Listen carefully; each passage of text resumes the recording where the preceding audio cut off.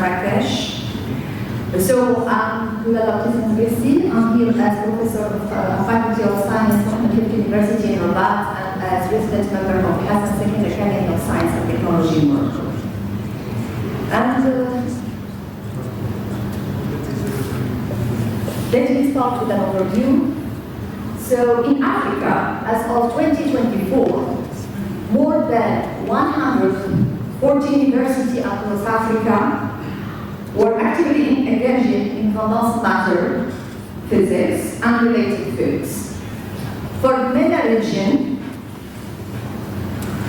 95 institutions received condensed matter grants, signaling increasing regional investment in this crucial area in science.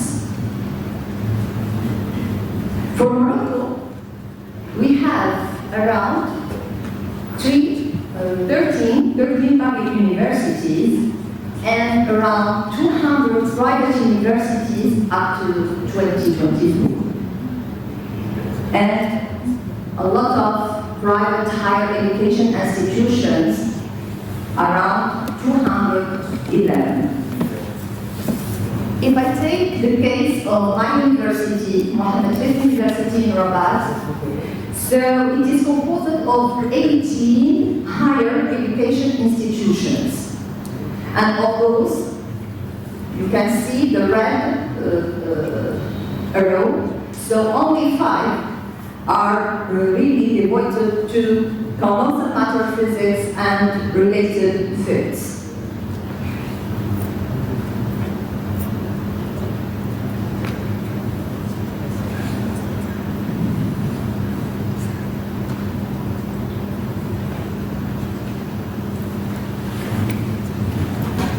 So what about research focus or output?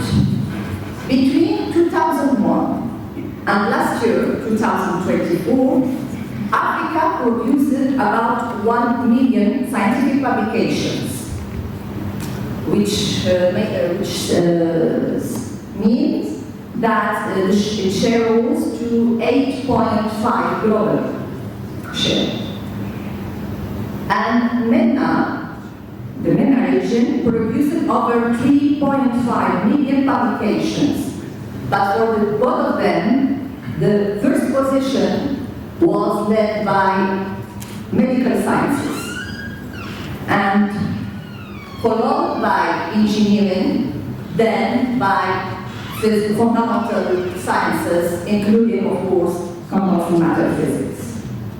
For Morocco, the case is quite different because publication output grew from 3,157 in 2015 to over 6,400 by 2020.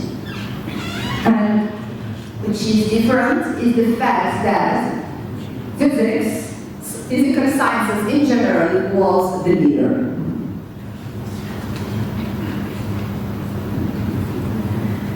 So what about women in education, research, and leadership? In Africa, women make up about 30% of researchers. However, only 2 of 16 top universities had female vice chancellors in 2022. In MENA, women represent around 34% of researchers. However, men publish more, up to 51% more, and advance faster in authorship. In Morocco, as of 2016, women represented approximately around 40% of researchers. So here, this image is a key platform for highlighting engineering emerging talent. This is the National Day of Doctoral Students and Young Researchers, Journée nationale des doctorants et jeunes chercheurs, that we organize each year in July. since 2008. This is a manual element which promotes the research work of PhD students and early career researchers across disciplines like physics, chemistry, and engineering. In recent years, we really observed a notable increase in the participation of young female PhD candidates, reflecting the growing interest and involvement of women in research. However, women still hold fewer than persons of senior academic positions, such as lab directors, research leaders, jury members, keynote speakers, highlighting a persistent gap in leadership roles for women. Women are increasingly active in science.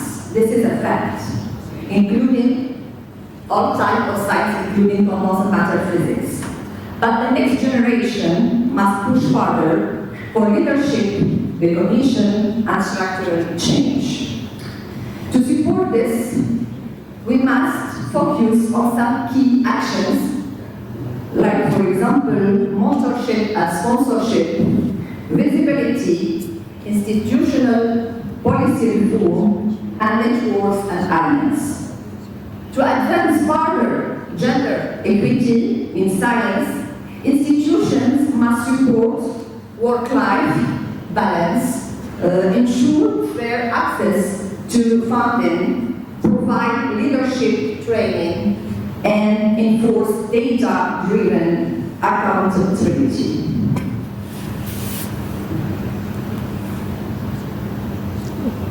To lead in science, especially as women in MENA and Africa, we must be, in my opinion, armed with infinite perseverance, show unshakable dedication, and be competitive against all odds, like including resource limitations, gender bias, regional inequality, and lack of global visibility. So we must work harder than men, not just to succeed individually, but to build scientific capacity for future generations. But remember, talent alone is not enough. Without supportive ecosystems, even the brightest minds struggle. As a senior professor, balancing research, teaching, administration, I have seen the personal cost of systemic under-support. So my final message can be summarized as follows.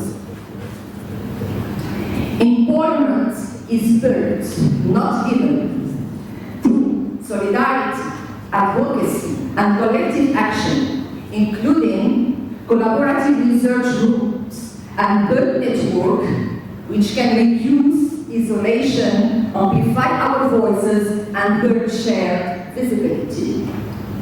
And another key point is male allyship matters, as our male colleagues play a crucial role in promoting equity by championing inclusion of women.